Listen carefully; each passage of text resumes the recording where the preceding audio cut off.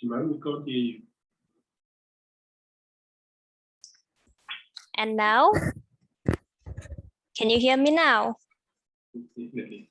Yes, can hear you. Okay, sorry about that. Morning, everybody. Thank you for joining us today. On behalf of Food and Trees for Africa and Prometheum Carbon, we'd like to welcome you to the second stakeholder workshop for the Inclusive Carbon Standard. I just want to point out that this workshop is being recorded.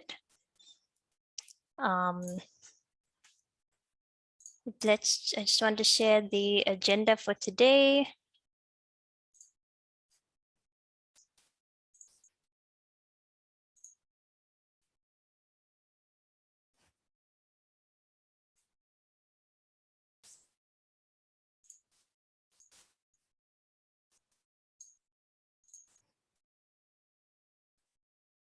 Okay, so first, I also want to point out that half of this workshop is live and half is pre-recorded, just to avoid any connectivity issues. So first off, we will start with a recap and update of the Inclusive Carbon Standard presented by Olivia Tuchin. Then we will move on to a demonstration of the Inclusive Carbon Standard platform by Philip Goins. And then we will move into the roadmap and a way forward by Chris Wild. After these pre-recorded presentations, we'll have about 45 minutes for a Q&A discussion. So if you do have any questions during the presentations, you can just pop them into the chat function below.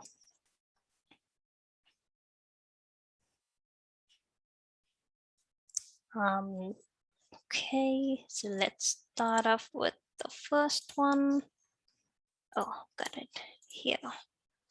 Welcome, everyone. Thanks for joining in the second stakeholder consultation with regards to the development of the Inclusive Carbon Standard.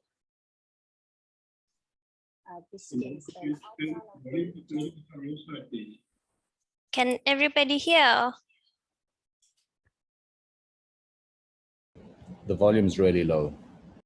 Oh, okay. But is the sound coming through? Yes. Okay. But you just need to turn up the volume on your side. Okay. That will be following in this presentation. And for some of you who participated in the first stakeholder consultation. Still really low, Simone. I wonder why. Just check the check the settings on your actual computer, and just check that the clip there is turned up to the full on the volume on the actual clip itself. Okay, let me see. So I do see it is at 100.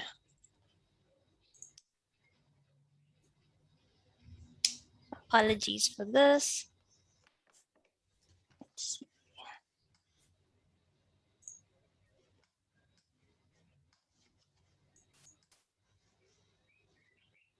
May seem a little bit repetitive, but we'd like to highlight areas where there are new developments, and also just to go back and just go over the principles, the structure, the governance, the project cycle, and accredited auditors that do make up the Inclusive Carbon Standard, or the ICS. There's no video visible on my side. I don't know if I'm the only person not seeing the video. Sorry about That's that. also good from our side.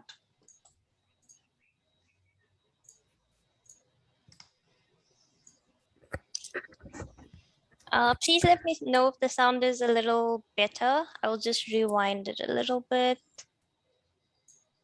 In the first stakeholder consultation, it may seem a little bit repetitive, but we'd like to highlight areas where there are new developments, and also just to go back and just go over the principles, the structure, the governance, the project cycle, and accredited auditors that do make up the Inclusive Carbon Standard, or the ICS. By way of introduction, you may know that the Inclusive Carbon Standard has been in development for about the last 2 to 3 years, principally championed by Food and Trees for Africa, and also in partnership with Promethean Carbon. The real driver behind the development of the standard is the growing local and international need for increased climate action. I think the news is pretty bleak these days, with reports of where we are in terms of unprecedented global warming and the impacts that these are having and will have on society and the environment. I think the South African government has taken heed in many respects and has developed a suite of climate mitigation measures to reduce climate change impacts and protect society at large. One of these is the South African carbon tax, which was implemented in mid-2019, and under which the Inclusive Carbon Standard aims to provide offset credits. Another important driver behind the development of the standard is the growing demand by corporates to set net zero or net neutral targets in a specified time frame. And these net zero targets are only possible through with the use of carbon offsets, because some emissions cannot be mitigated and then they will need to be offset in some way. One of the unique aspects of the standard is that our intention is to reduce the very high costs and efforts that are traditionally involved in registering and verifying carbon offsets under the well-established standards. These are some of the ICS principles that are used in the development of the standard and also for the ongoing operations of the standard.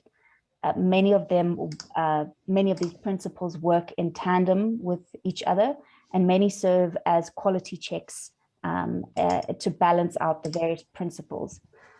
For example, as I was saying, one of the main aims is to reduce the costs associated with registering offset projects and offset credits.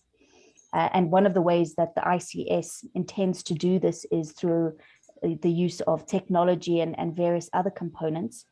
But in no way can the goal of reducing costs have a negative impact on the environmental, social, or economic integrity of the offsets that come out of the system. Any offset that comes out must be real, measurable, permanent, additional, independently verified, and unique. And I think that this principle lends itself and works well with best practice internationally. The ICS's governance structures are transparent. We make use of independent auditors, and we champion no net harm principles. So we have got to avoid environmental or social harm. And this is also espoused by the various markets in which we see the ICS credits playing a role, particularly the South African carbon tax and other international markets. All of these principles are all bound together by an independent auditing process. And we believe strongly that the auditing requirements for carbon offsets should be the equivalent to, or well balanced with, the auditing requirements for the type of entities who develop greenhouse gas inventories, for example, against which these offsets need to be used. I'll speak to these principles in the next few slides as well. First of all, we must have a discussion on the principles for adoption. The standard is in development at the moment, and it is being developed according to various international best practices and standards. There have been a lot of lessons learned from the well-established standards in the South African market, namely the CDM and VCS being the two dominant standards, and those have been applied in the development of the standard as well. There's a a list here of various entities that are also developing carbon offset principles and criteria to evaluate what constitutes a quality offset. And this is by no means a comprehensive list, but it does give you an idea of the work that's taking place in this sector. And I think that the new recent additions here since our last consultation is the SBTI, which is developing a net zero standard, which should hopefully be published later this year. And that discusses compensation and neutralization offset credits, which is becoming a well-known terminology in the sectors, as well as the Task Force on Scaling Voluntary Carbon Markets has developed a set of core carbon principles, which we are basing the standard upon as well. In terms of adoption, we are hoping that South Africa's Department of Mineral Resources and Energy will soon release the framework and assessment criteria that they've developed in order to assess local standards. And we hope that perhaps this will be early next year or late this year. And we hope that at the same time, there will be requests for eligible standards to apply for approval with the Department of Mineral Resources and Energy. And approval will allow offsets generated under that standard to be used under the South African carbon tax. We would also need an adoption process by various corporates who may wish to use the offsets generated under this standard to develop offset projects that may be inside of or outside of their value chains. For instance, you might have a multinational that sets a net zero target, and the offsets that could be developed under this standard could be used to assist that corporate meet their net zero or net neutral targets. We'd also very much like to investigate rolling out the standard to other developing countries. Just to recap a little bit for those who are not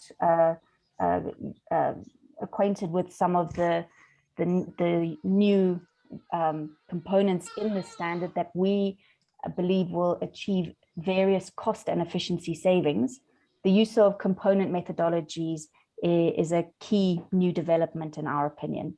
And component methodologies differ slightly from your traditional methodologies that you might find in other standards, in that they are broken down into the different components that usually make up one large standard. By breaking them up, you can make sure that they are specific or well tailored to your project requirements. And we've got a list of component methodology categories. You can see them: project details, additionality, baseline, and new since our last consultation are the component methodologies for permanence related to forestry types and land-based projects, as well as the tagging for markets and co-benefits. And the tagging, for instance, for a market could be a South African carbon tax market. You could also tag your offset as according to a certain co-benefit. Perhaps your project has a gender empowerment co-benefit, or maybe it's a co-benefit very specific to a corporate that the offset can be used within that corporate's to meet that corporate's target to go net neutral or net zero. We are also looking at royalty fees for developers of component methodologies, because the idea is that they may take some time and effort to develop the initial component methodologies, but these should be made available to subsequent project developers. And those entities that take the time and the risk to develop these component methodologies should be compensated in some way. Two other key different aspects in terms of the ICS that would differentiate the ICS from other standards are the use of landmark projects and landmark values. And these two terms are based on the legal precedent principle, which is to say that, for instance, if a certain project with a certain suite of component methodologies is successfully validated by an auditor and approved by the standard, project developers who then wish to develop a subsequent project that is very similar in nature should be able to benefit from the fact that a project that is so similar to theirs has already been registered and successfully uploaded onto the system. Similarly, a landmark value is a value that has been validated in a project and approved by the ICS as well. For example, a grid emission factor or a baseline factor or a permanence or a penetration rate of particular technologies, these could all be landmark values. And the principle applies is that if they have been approved, if they have been audited, they should be available for use in subsequent projects without going through the same onerous validation process that we see in the traditional standard frameworks. The landmark values must, however, be specified in the relevant component methodologies. And finally, one of the other aspects that we believe will result in efficiency and cost savings is the use of technology, particularly the use of smart meters, which can be connected to the Internet of Things, cloud-based storage systems, and in a subsequent phase, we hope to anchor a distributed ledger technology aspect to the IT platform that's already in place. This slide shows an overall structure of the ICS, and what's new in this slide compared to the slide that was presented at the first workshop is that we are looking at increasing the geographical scope, so not limiting it to South Africa. And then we've got the two new component methodology tags, which are methodology components, which are permanence and tagging. And just a reiteration that the types of projects that can be included on the ICS are obviously climate mitigation projects that involve either emission removals or emission reductions. Projects that are eligible under the ICS must meet all of the eligibility rules of the standard, as well as the applicability criteria of the various component methodologies. This slide gives an overview of the ICS project cycle. And for project developers or people involved in offset projects, you'll see a high degree of similarity with the typical processes used by other standards. There are some differences, and one of the main ones being that the method of developing projects and project reports, whether they are verification reports or monitoring reports, is that the actions are principally undertaken on the IT platform that the ICS has developed. So the first thing you would need to do is to register on the platform as a user. Once you've registered and you've provided some details, like your name and company name and project name, etc., then you can select the appropriate component methodologies that are best suited to your project. If one of the component methodologies that you would like to use is not available, then you can propose a new methodology as well. The next step would be to upload your project onto the IT platform. And what happens is that on selection of the respective component methodologies, the template is automatically generated based on the requirements of those component methodologies. So you have a list of questions that automatically pop up, and then you need to input information or data into those fields to complete the project form. If in your project activity you have a smart meter that's connected to the Internet of Things, you will need to specify the IP address or addresses of those devices. Once that is complete, you can then go on to the validation step, which needs to be undertaken by an accredited auditor. And in this respect, we hope that there'll be many expedited projects due to the landmark project and value principles. And once the audit is complete, the public will have an opportunity to comment on the audit of the project registration. Once that process is complete, and perhaps if there are no comments, or if there are comments, then comments need to be managed accordingly and responded to. That's when the project can be successfully registered on the system. Thereafter, data is either automatically entered into the platform if you've got a smart meter connected to the Internet of Things, or it can be manually uploaded, like in spreadsheets, like the current way of doing things. The monitoring report then, which also has fields that are automatically generated by the system, is then completed, and you can specify your start and your end dates of the monitoring period. And then that gets audited by an accredited auditor. Once that's complete, the public can then have an opportunity to comment on that audit before those credits are successfully issued by the ICS standard. A note on the auditors.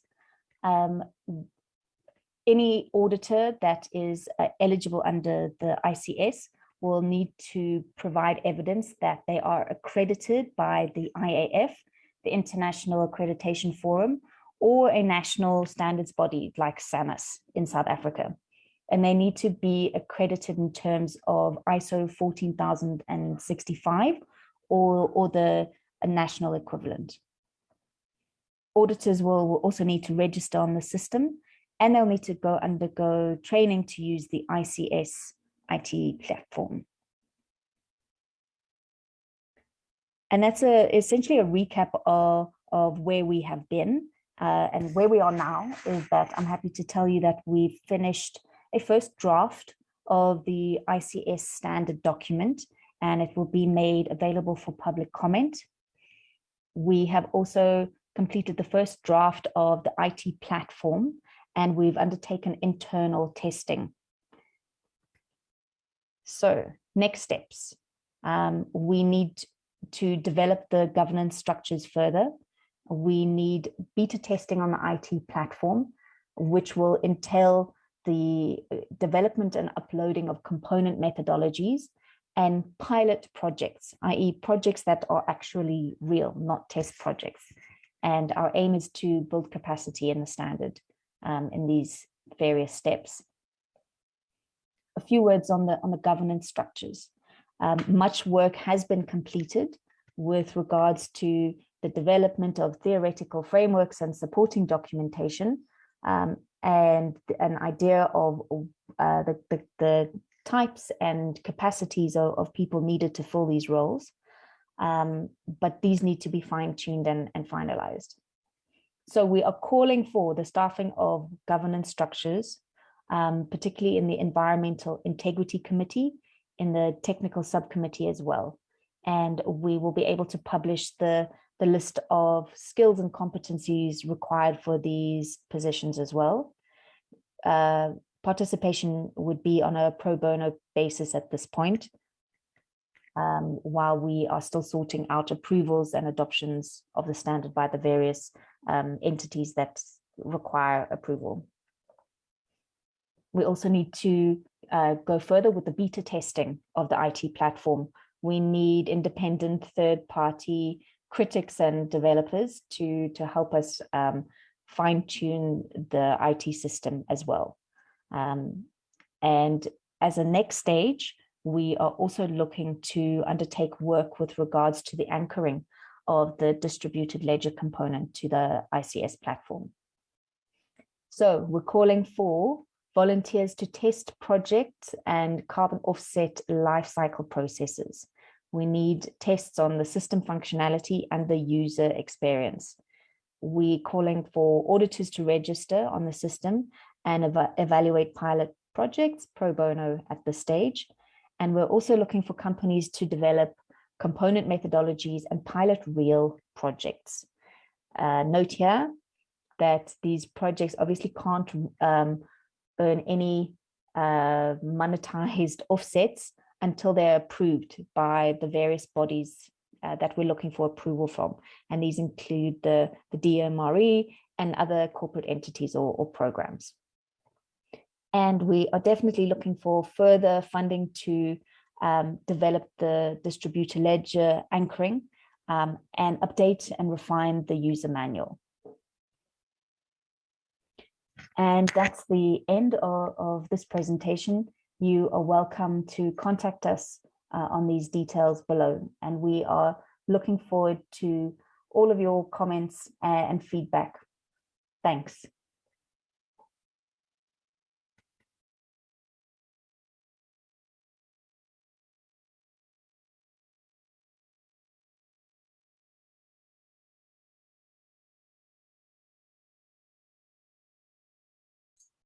Okay, thank you to Olivia. I will now play the demonstration of the Inclusive Carbon Standard platform.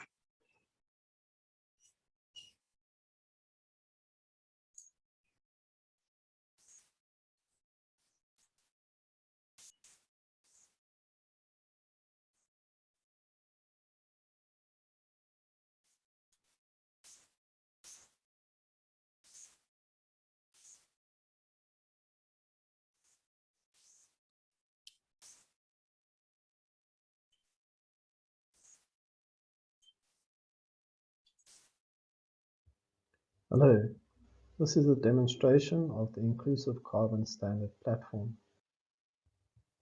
The home page of the Inclusive Carbon Standard platform provides information about the standard, principles used by the standard, and features of the system.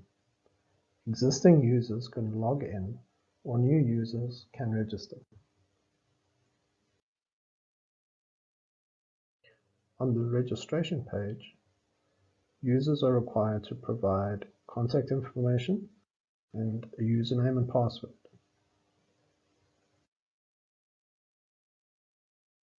Once a user has registered and logged in, the user's project page is displayed by default. In this case, the profile used for the demonstration has 4 existing projects. This default page is useful for describing some of the features of the system.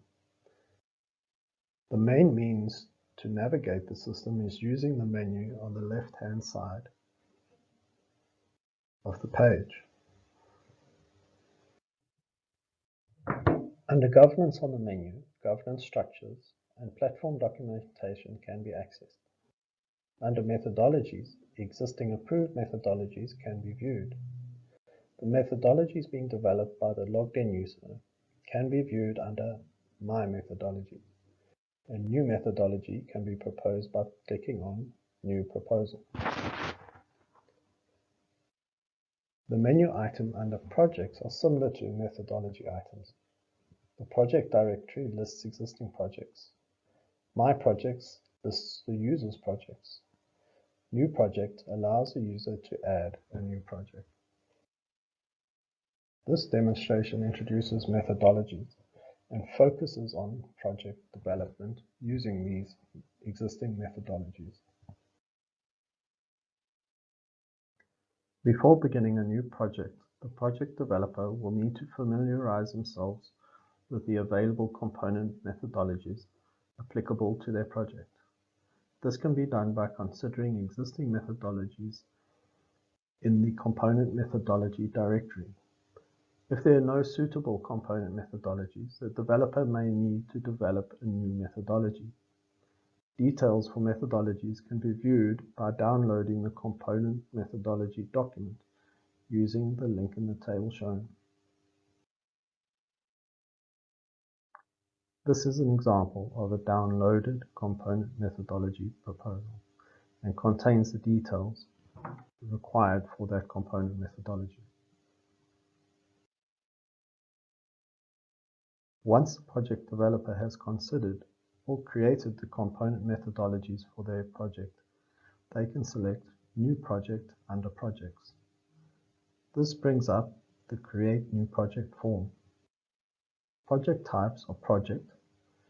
These are normal projects when using an improved methodology. Example projects used to test methodologies under development, and landmark projects or first-of-kind projects. A project title and description is then needed along with the sectoral scope for that project. The component methodologies for the project then need to be selected. This should be informed by the information about the methodologies perused before creating the project. The system then asks the project developer to complete the project form, which requests information required by the component methodologies selected for the project. In this example, the section MP003 is the project description component methodology requirements, and MA003 is the additionality component methodology information required. Each numbered item in the project form is a link which allows the user to complete a set of information required by the component methodology.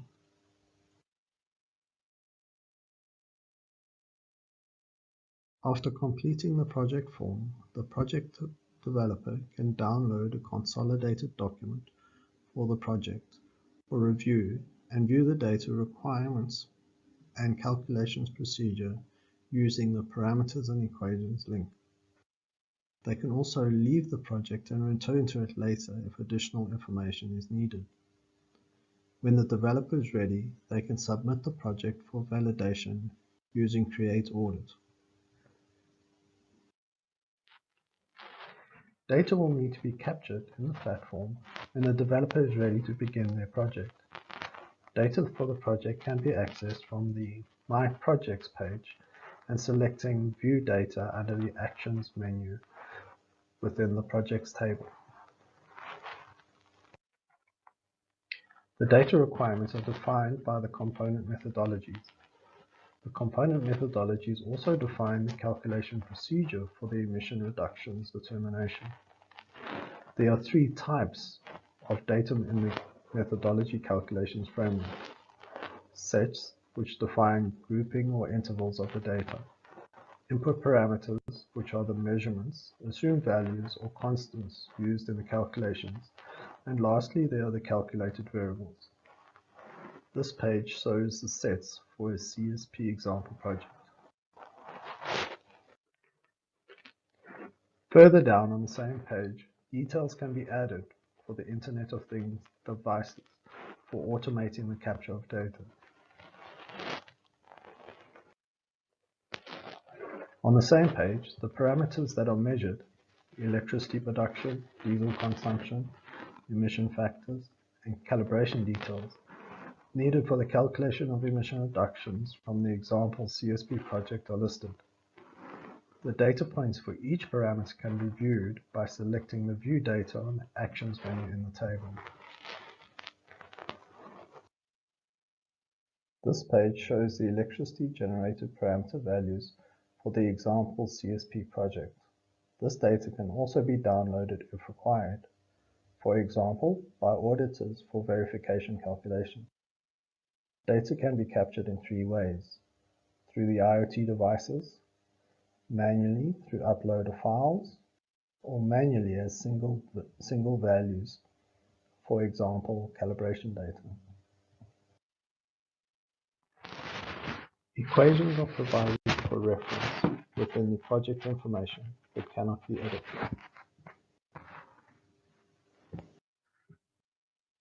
The output variables are listed and the calculation of the emission reductions for the existing data can be performed. The project's results page provides the values of the variables calculated using the formulas defined in the component methodologies. These can be searched or filtered to analyze specific output variables. Once all the data for the monitoring period has been collected and the emission reductions have been calculated, the project monitoring report can be generated for processing of credits. The project report provides a consolidated view of the project, including the information from the project form for each of the selected component methodologies, aggregated input data into the calculation procedures, and the emission reductions from the calculations. This is used for the auditing process. This concludes a demonstration of the application of the Inclusive Carbon Standard platform for the development of a project using existing example component methodologies, up to the point of generating a monitoring report.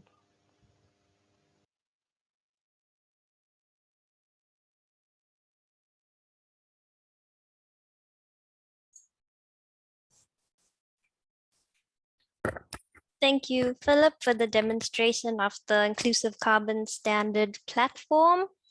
I will now hand over to Chris Wild to present the way forward and roadmap. Thanks, Chris.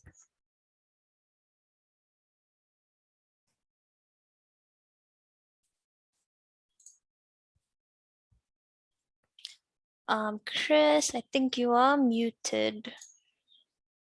Hi, Simone. Okay. Sorry, just to check that you can see.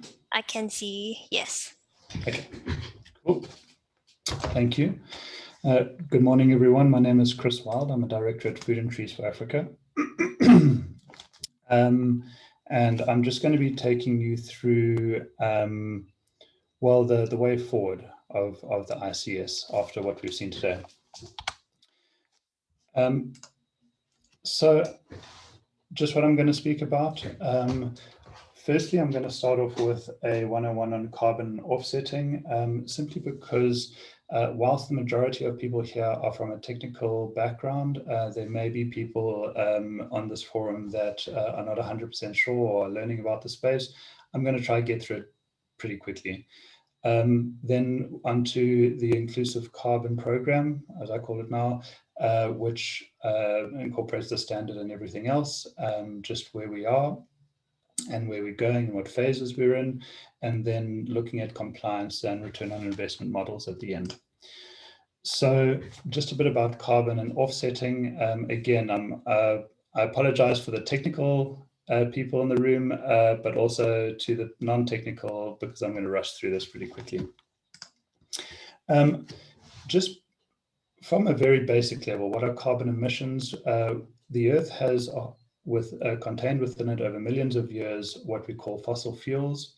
We burn those fossil fuels, and through that combustion, we basically create greenhouse gas emissions, and carbon dioxide is the primary greenhouse gas emission that is emitted through human activities. To put it in a very simplified way, what greenhouse gases do is they kind of they become higher in concentrations in the atmosphere, and they absorb infrared radiation, which heat up, and the effect of that, without going through the whole process, is to lead to global warming, which in effect destabilizes the climate, and that's the gist of where we get global climate change.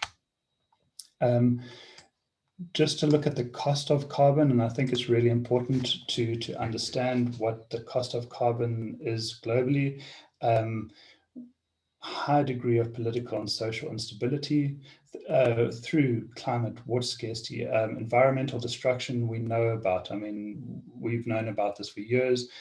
Infrastructure damage is becoming more and more apparent as we have extreme weather events, storm damage, floods, hurricanes. You know, these kind of things are becoming, increasing in frequency. And most importantly, it kind of affects our way of life, food insecurity, health and infectious diseases. Some try to link COVID, for example, to deforestation. I don't really want to go down that road, but there is definitely a link between climate change and health, and our, increased morbidity and mortality with climate change. And to the business people in the room, I'm sure you'll appreciate that climate change is literally, it is the #1 threat to the global economy. There's a little star there because in the last year that was COVID, but for the last decade it's been climate change for sure. Just to speak about the challenges towards carbon neutrality, there are capital requirements, especially if you're looking at energy to, for example, putting up a solar or something like that. There is technical expertise that is required for the space. The regulatory environment is a little bit, it's not as simple as it could be in some ways, but I suppose that's the regulatory environment in general. You require an appropriate strategy, which must align to your goals. And I think one of the tough things people often underestimate is the change management within organizations where you have been doing things for a long time and you now need to move towards a more sustainable business model. Just an interesting kind of tidbit here. There was a review in 2018 of academic articles in the space, and 78% of them found a positive correlation between sustainability in a broad sense and corporate financial performance. And I think that's because when you start to think like that, you also start to create the efficiencies in-house, but it's very clear that there is a correlation and link there.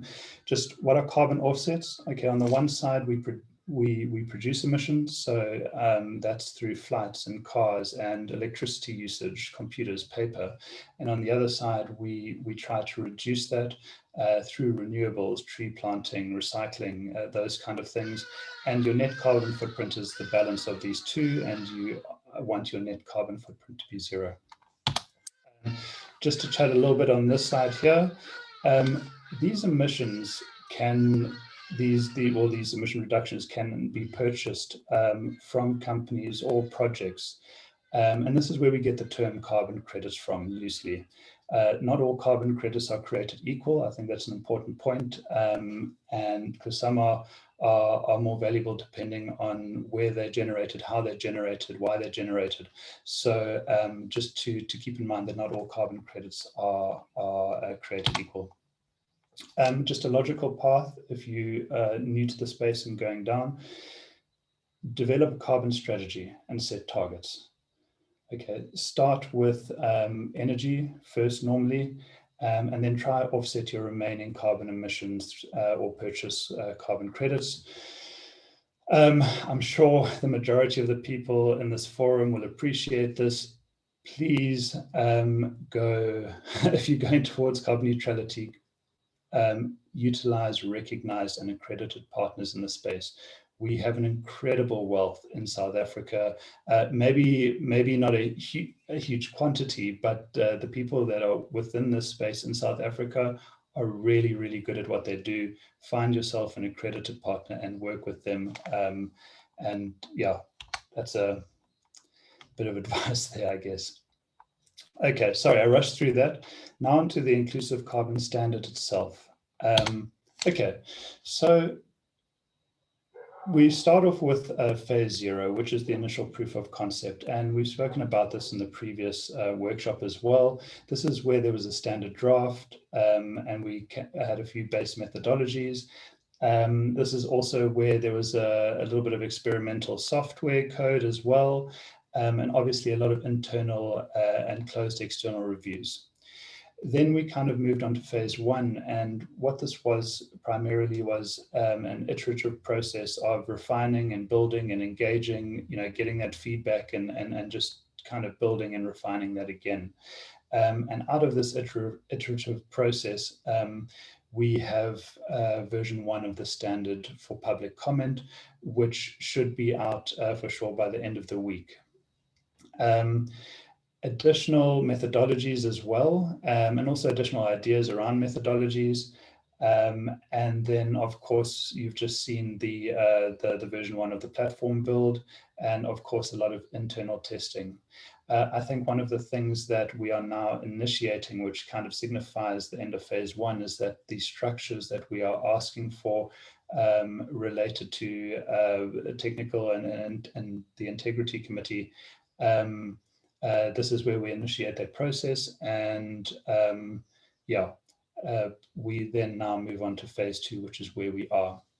And I think what's going to be very important is that we need to add a lot of multiple component methodologies to the platform. Again, I draw the analogy of an Android platform with multiple apps on it. This is the stage where we really need to start developing the apps on the platform. And obviously there will be external platform testing and development. This is, continual. I'll speak a little bit about it just now. And then, of course, we need to finalize those initial structures because what we ultimately are looking to do, and it's really no secret, we want to submit this to the Department of Energy in line with the framework. Of course, we don't know what that framework looks like exactly, but we have a fair idea. And we just want to prepare certain elements so that we can submit that framework as soon as we can. And then, of course, phase 3 is where we scale and look to sustain. And that's where you really focus on scaling the methodologies and the final, well, tweaking the business models. Okay, the types of support we're looking for in it should be phase 2 and 3. Of course, funding, I mean, it goes without saying. I'm not going to speak too much about that now. Olivia mentioned this in her presentation, and I think this is very important. We are looking for expertise, professionals in this space that can help with a variety of things. The wealth just on this forum and within the space, at this stage, you're looking for people to look over potentially policies or to look over various methodologies or just to look at the process that we're looking at as well. And I draw a distinction between that and collaboration partners, because what we're also going to be looking at, as mentioned, is for people to actually load methodologies onto the system so that we can actually tweak and test and see how that's all working out, because there is a lot of back-end stuff there and we want to make sure that this works. So that's more collaboration partners, and I think that will actually be beneficial to both sides of it, as it were. Just to look at our support priorities at the moment, I mentioned methodologies. I see 50 there, but we actually we kind of worked on 55. The platform development, which is ongoing, the governance, and I think this cannot be underestimated how important the governance is. If this is going to work, we want this to be, compliant and structured and everything kind of mapped out down to the last kind of dot. Because ultimately this will lead to integrity of the credits and integrity of the system. And so governance is a really important aspect. And I think you kind of got that from Olivia's presentation as well.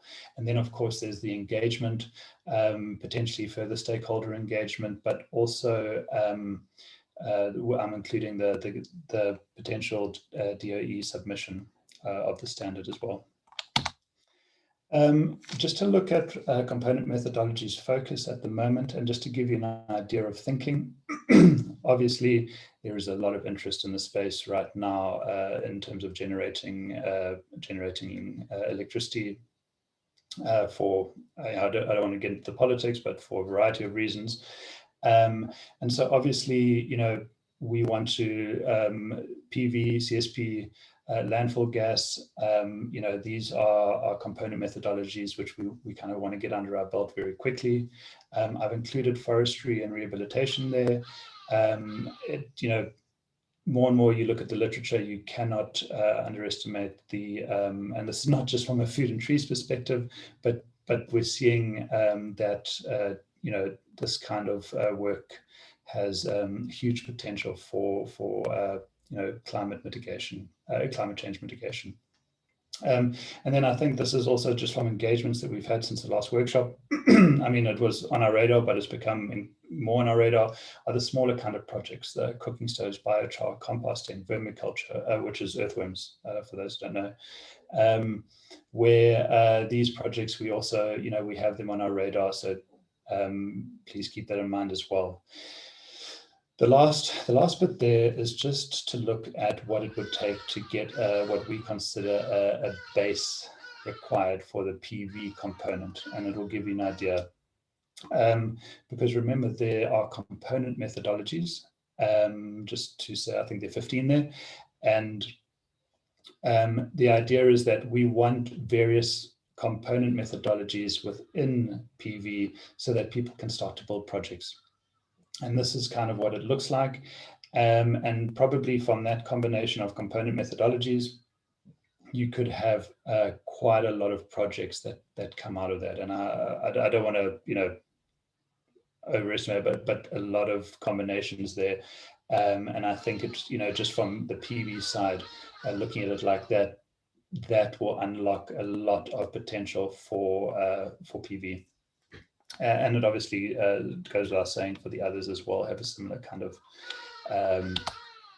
idea. Okay, so just in terms of the platform,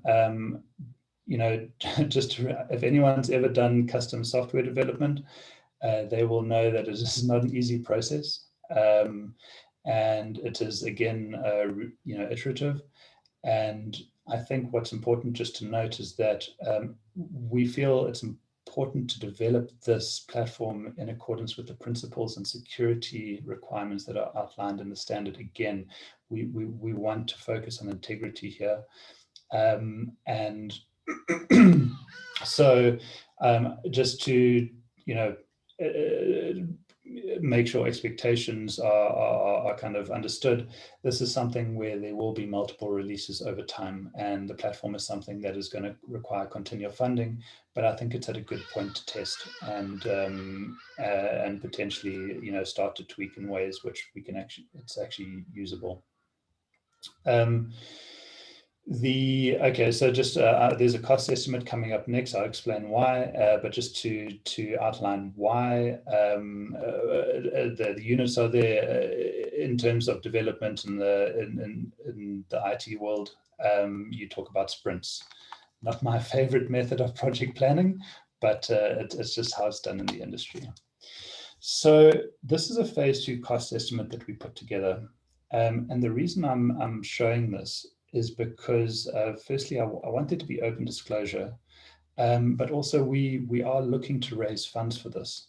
And we are looking to raise funds for 55 component methodologies, 12 sprints within the platform development. Then I've just put kind of units there for the governance and the engagement.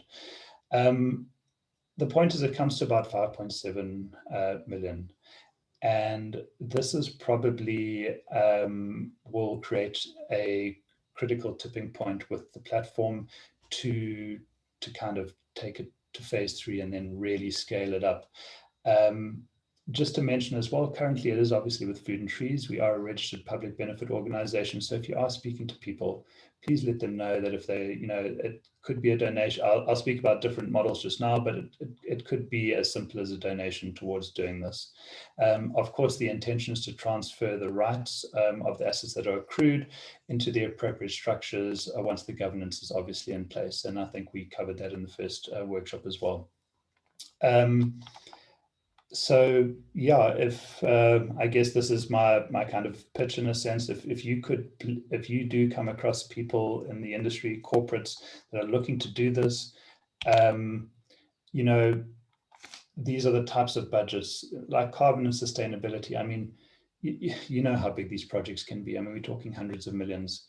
And to add on a couple $100,000 for a carbon methodology or component methodologies, which will significantly, improve your return on investment, it's actually a very good business decision.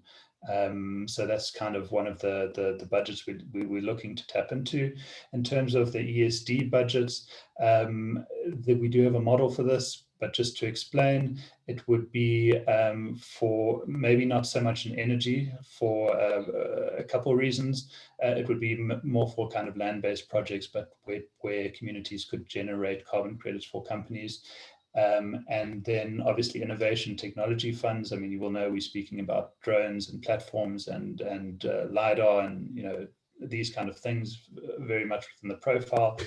And of course, with a nonprofit, there's always the old corporate social investment and socioeconomic development funds that could be utilized. And yeah, that's it from me. Thank you.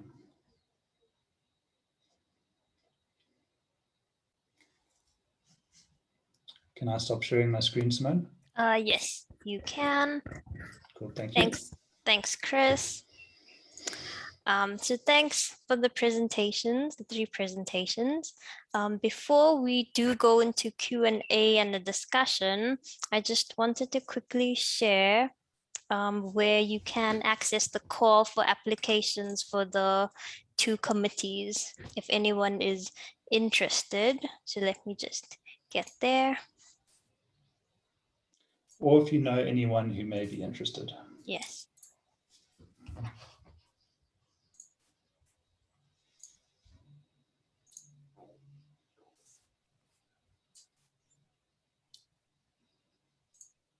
So yeah, if you know anyone that may be interested in either of the calls, then you can go onto our website, inclusivecarbon.org, and on the top right, you'll see the two buttons. Click on apply for the Environmental Integrity Committee or the Technical Subcommittee.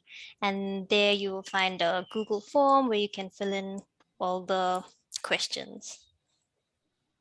So that's inclusivecarbon.org. I'll also just pop it into the chat now. So that brings us to questions. Let me just have a look at the chat. I see a few have come up. Okay, let's go to the top.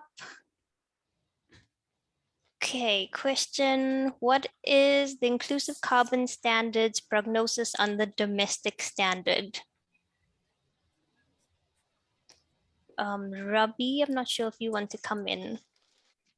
Probably, I can answer either look at the questions I can answer a number of them.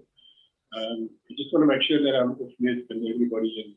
I can hear you. So the prognosis for the standard being adopted in South Africa is based on the Carbon Tax Act that currently allows for 3+1 standards to be used. The 3 that currently the Carbon Tax Act is the CDMBCS adult standard, and then the Act says or any other standard that the minister may approve.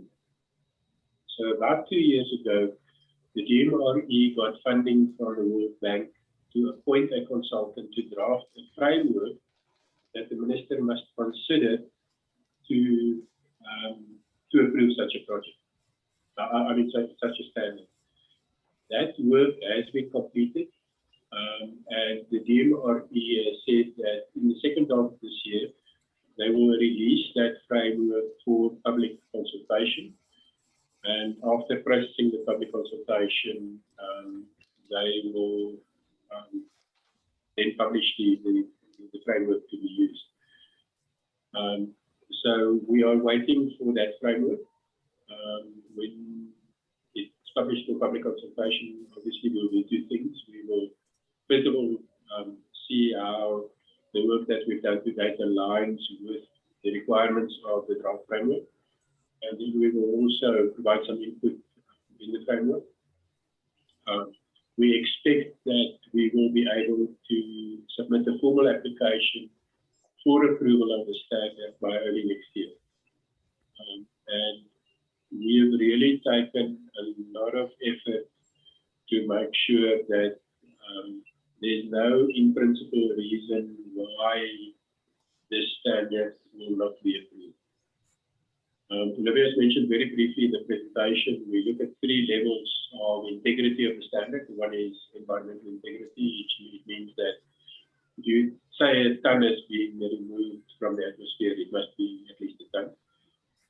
The second is the social integrity. In other words, does the standard align with South Africa's national ambitions with respect to sustainable development, with respect to social development, all of those issues.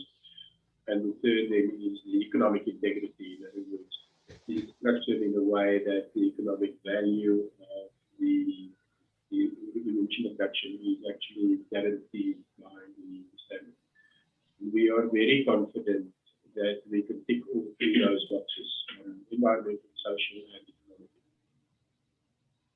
I hope that answers the question.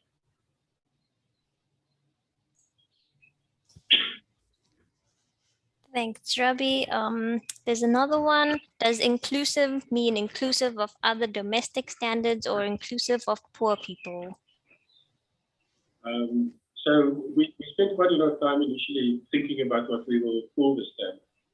And we went back to the basic reason for attempting to develop a standard.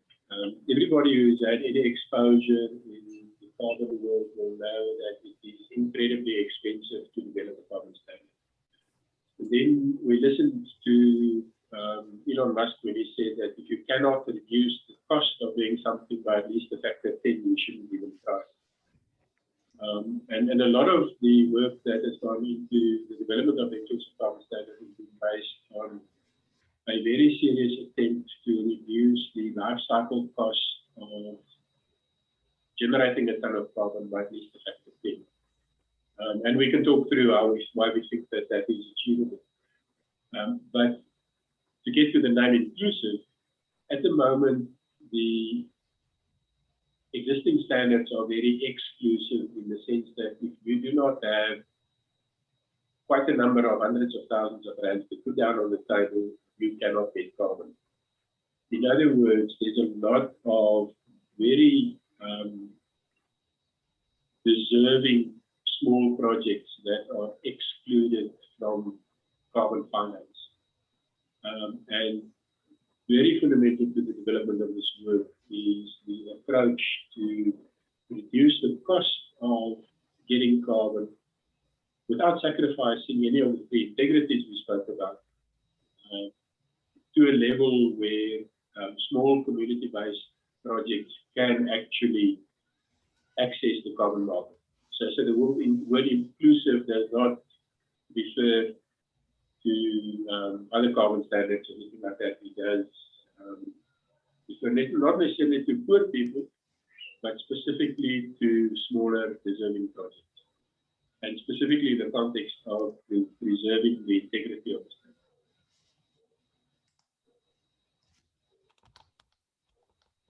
Does that answer the question? If I talk too much without answering the question, just please chip in and say I should focus more. Okay.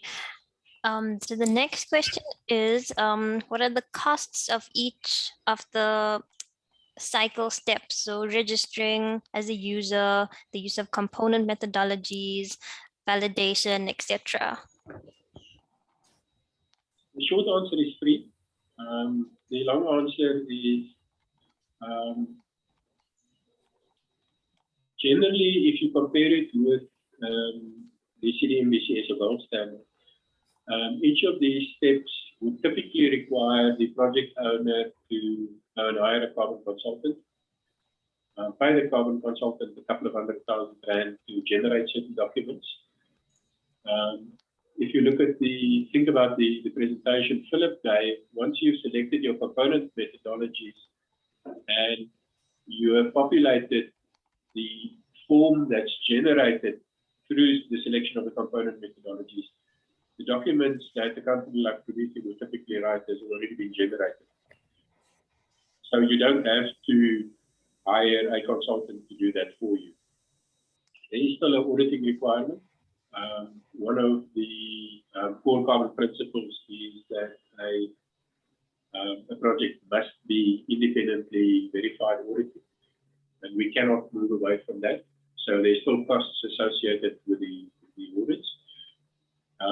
Right at the end, when a project is registered and when credits are issued, we do plan on implementing a similar structure to the CDM-BCS gold standard, where there is a registration fee and that there is also an issuance fee.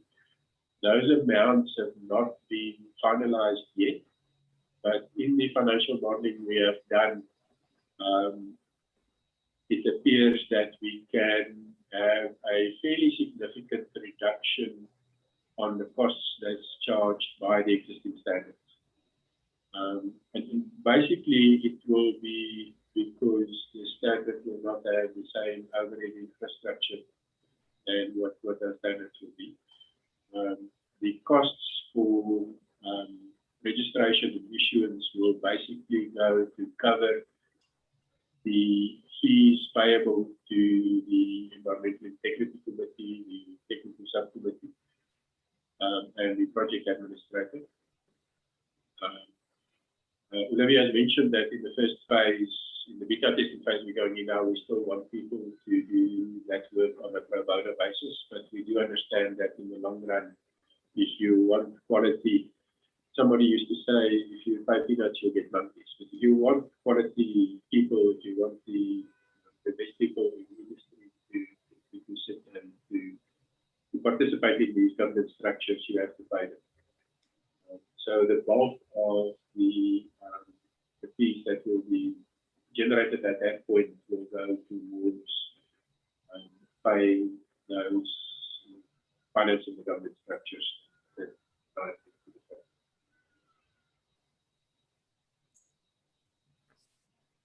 Okay, thanks, Robbie. I see we have another question. What component methodologies are available for use now in the Inclusive Carbon Standard? And what if there is not a suitable component methodology for my project? So the first part of the question is at the moment none. So we have uploaded a couple of trial component methodologies. What we want to do during the beta testing phase is to identify real projects and develop the component methodologies that's required to register those real projects. I must just warn on something, and that is that from the research side at the moment, we are working at two levels. First of all, we are putting the principles according to which the standard should operate in place. By the time we'll very shortly publish the first draft of the standard document that will contain the principles. And then we build in the platform.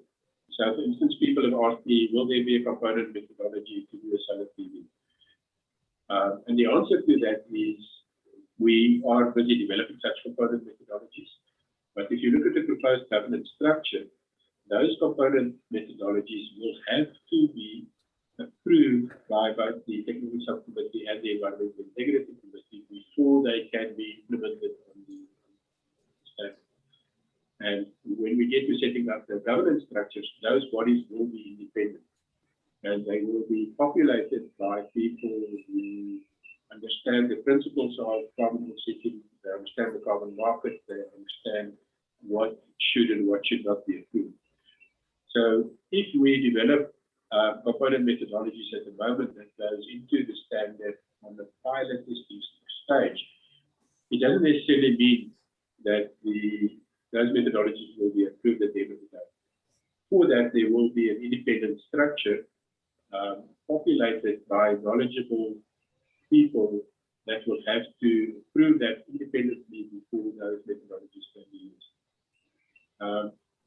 So the answer to the question is we are developing a number of methodologies, but they will only be available once a standard has been approved by the South African government to supply carbon credits into the carbon tax system, or some corporates decide to start using the standard to supply utilization compensation credits into their value chains for net zero targets.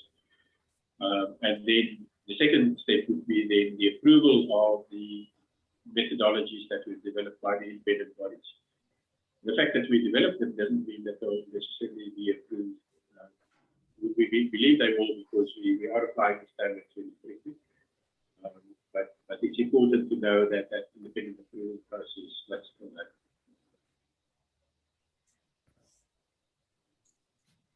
Okay, thanks, Robbie. So we've got a question here under project type list. What if a suitable project type isn't there? So I assume the question relates to the sectoral scopes. The reason why we've included the sectoral scopes in this document is it relates to the competency of auditors. So auditor has to be accredited to audit to audit projects within a certain sectoral scope, otherwise the auditor can't do that. The sectoral scope list we've taken is as it was published by the CDM, so it's fairly complete. A general comment with respect to this question is that we've decided that project types should not be determined at a standard level as a matter of principle. For instance, if you look at the CDM categorically excludes certain project types because of political decisions taken at the tops. We think that it is wrong to do that at a standard level. We think that the principles of carbon offsetting should be set at the standard level, and then the Environmental Integrity Committee should apply their minds so as to whether a certain project type is acceptable or not. And the point at which they will do that is when a component methodology covering that project type is submitted. So I don't think the ICS will ever publish a list of eligible project types. We will publish a list of exclusions of projects as certain other standards have done. The principle is that anybody can submit a component project methodology for any project type. That has got the component methodologies has to go through a two-stage approval process. The one is the technical subcommittee must look at it from a technical perspective and make a recommendation, very much similar to the Met panel at the CDM.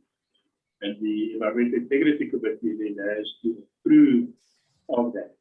And it's at that point that the Environmental Integrity Committee will then say, yes, we will approve this based on the principles of carbon offsetting or not. Example is for a very long period of time, a CCS has been excluded from the CDM as a policy decision, and we're not going to take decisions like that and hard code it into the principles. We do think that we are in the very, very early days of the net zero journey of basically the private sector world economy, and that things may change. So we have to have a set of immutable principles. And as long as what we do, we can justify at any point in time that we do not deviate from those principles, then I think that's the way in which we will maintain the environmental integrity of the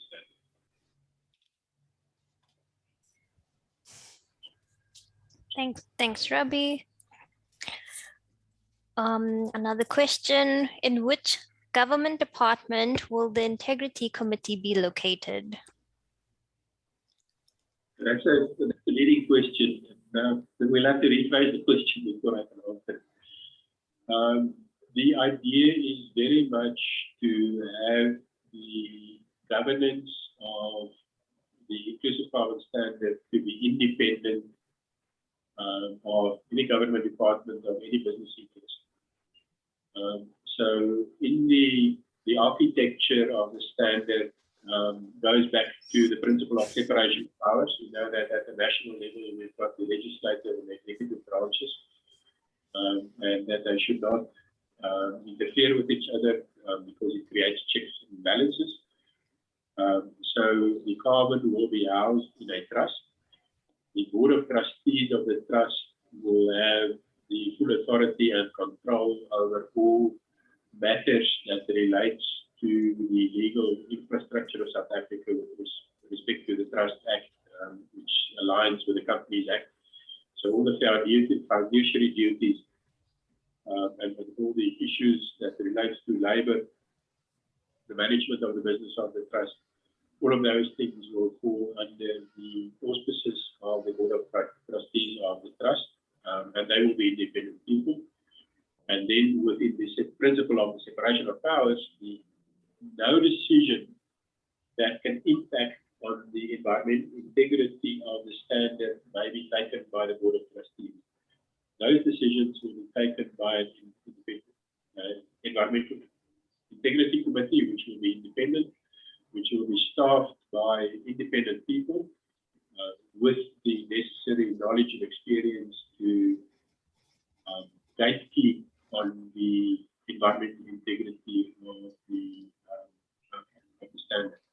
And by creating this structure of separated powers, we do believe that the standard will be able to maintain its independence and integrity for decades to come.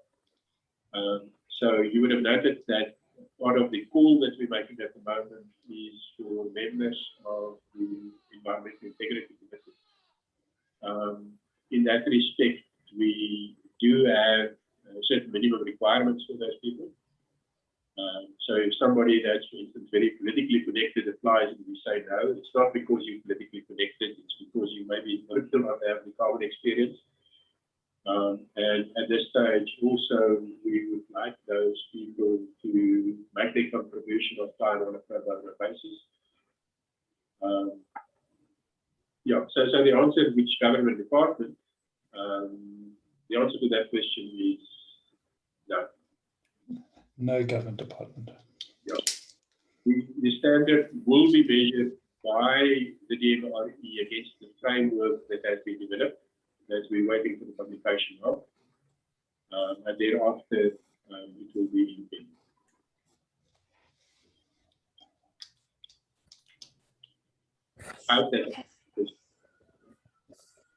Okay, thanks, Robbie. The next question is addressed for Chris. Thanks for the advice on accredited partners. What is accreditation in the South African context? Thanks, Anton. So I use the phrase recognized / accredited partners. I should have said recognized partners and maybe accredited auditors.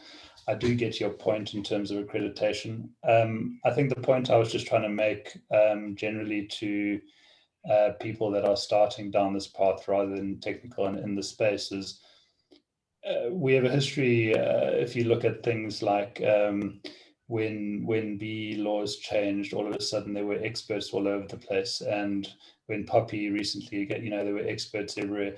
I think, there have been people like yourself and like a lot of the people on this forum who've been in the space for a long time. And I think it was just to point out that there is a lot of capacity in South Africa. But I do take your point that in terms of accreditations, in terms of a regulatory framework, I think we're still waiting to see what comes from the government.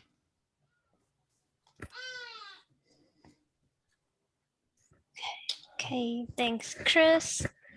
We have another comment, question. If a current project is registered with VCS, could they also be useful and or applicable as collaboration partners? If I can manage to take it there. Yes. Transfer of projects between different standards. So at the moment, we're seeing quite a number of projects transferring from the CDM to the VCS, for instance, because the CDM has really come to the end of its life and everybody is waiting with bated breath for our Ics mechanism. The transfer of a project from either the CDM, VCS, or gold standard to the Ics will be possible, but it won't be as a bumpless transfer as what you get when you transfer from the CDM to the VCS, for instance, because the whole ICS lives on the IT platform. So there has to be component methodologies. The component methodologies then would create the project forms, and the project forms have to be populated, and then it must be audited by an accredited auditor. We think that a very reasonable component methodology for additionality would be that if a project has been registered under either the CDM, VCS, or gold standard, then the additionality, the proving of additionality should be accepted. Again, I can't say this will be an available component methodology. We can draft a methodology like that, but it still has to go through the independent approval process. But I think it will be very reasonable to expect that such a component methodology for additionality can be approved. that would then mean that one would upload your project, and when the auditor then looks at the auditing, he would basically just say, I don't have to prove additionality for this, for instance, because it has been audited and registered at the CDM, and therefore we rely on the CDM version of proving additionality. When there's IoT devices involved, then obviously those IoT devices will have to be audited, because you want to make sure that if you put a certain electricity meter in and it reads electricity data onto the platform, that the reading actually comes from that meter, and that you don't have a meter next door that reads double the amount. So there will be certain auditing requirements, but the bulk of the auditing requirements, I think, will be fairly low. I'm not sure that would answer the question, because I think the question related also to partnerships and stuff like that. But basically, if anyone wants to collaborate, then the door is open, irrespective of whether you've got a registered project under the CDBC or above standard.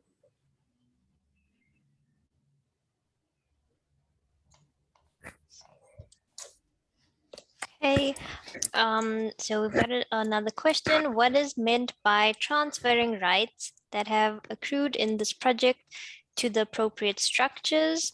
What rights are anticipated to accrue, and what are appropriate structures? Is this a community-focused intention?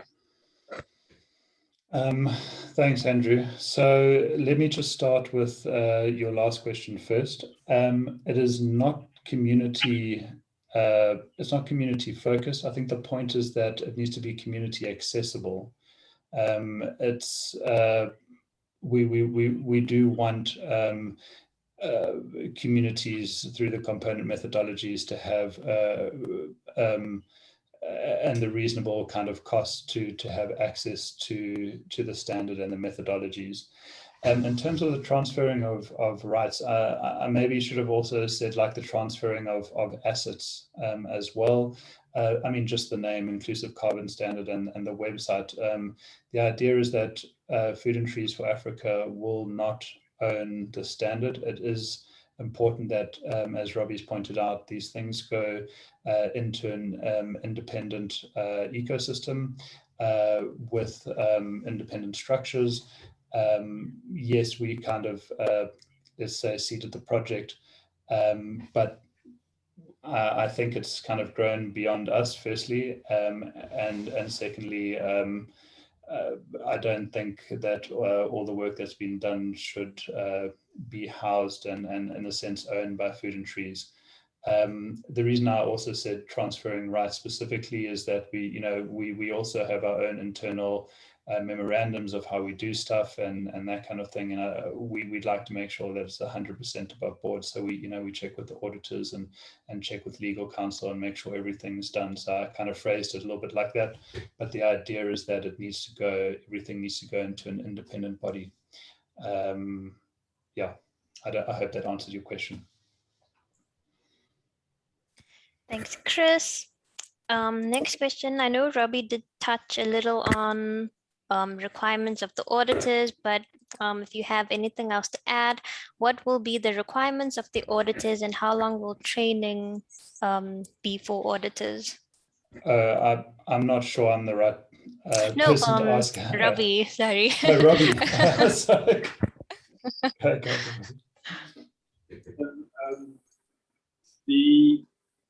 The fundamental principle that we work on with the auditors is to try and balance the conflicting requirements of, first of all, if you understand what auditors have to go through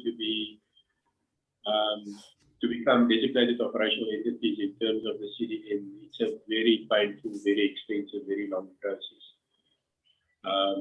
While in the meantime, we do have technical infrastructure globally and in South Africa in the form of the ISO standards, which gives you ISO standards for emission reduction, and it gives you ISO standards with respect to the principles that the auditors must apply when they audit emission reduction projects.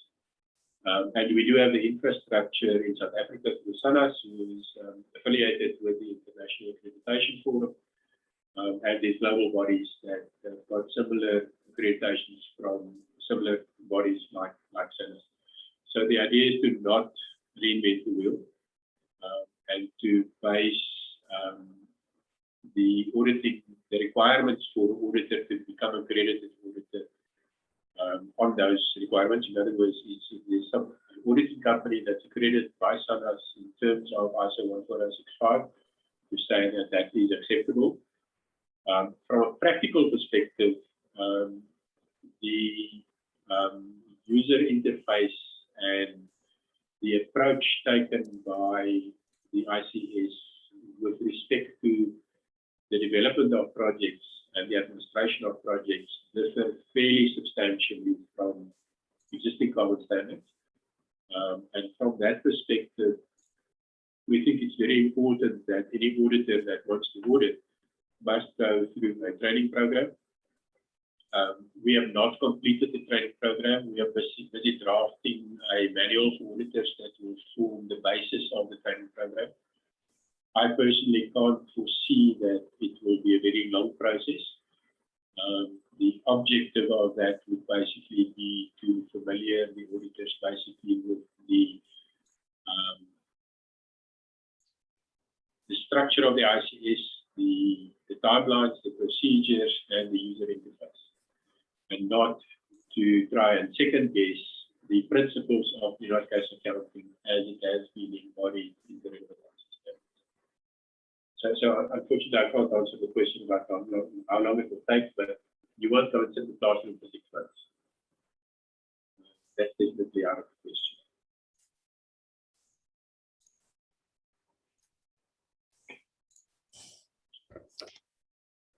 Thanks, Robbie. Let me just go through and see if I missed any other questions. Where can the draft DMRE framework be viewed? That has not been published yet.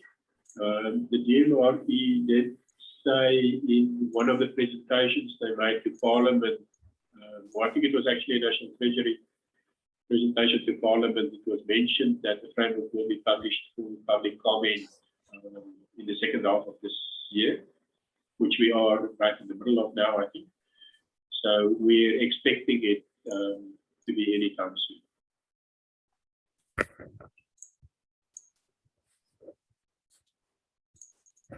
Okay, thanks. Let me see. So may I just address one thing, because yes. I know we're approaching time. Just for those who've clicked on the link, yes, we uploaded the link in advance, and the idea is to open it up after the session. We obviously just wanted to explain what the two committees were about before opening up the links. So the permissions should be lifted on those shortly after the session. Thanks, Chris.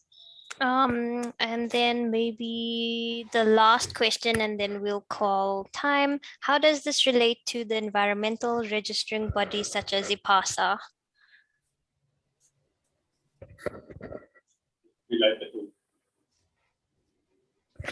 Robbie? No, I say it doesn't relate to such bodies at all.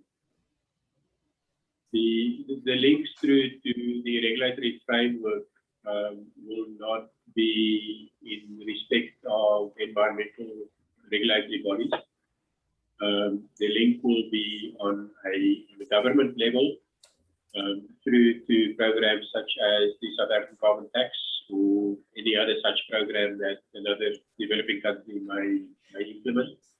And in a private sector level, it can relate through to the net zero programs of large corporates, large emitting corporates. But there's no link to environmental regulatory bodies at the moment. And I don't think we've identified a need for such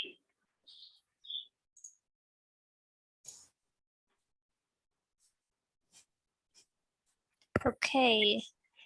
Thanks, Robbie. Thank you, everybody, for joining. Sorry if we couldn't get to any more questions. I will be sharing this recording and presentation with everyone who has registered. And thank you again for attending. And if you have any questions, you can email us and visit our website as well. Thank you. Thank you, everybody. Thanks so much. You Keep well, bye. everyone. Bye. Thanks, Holly. Bye. Goodbye. Thanks very much. Thank you. Bye-bye. Thank you. Bye-bye. Bye. Thank you. Bye.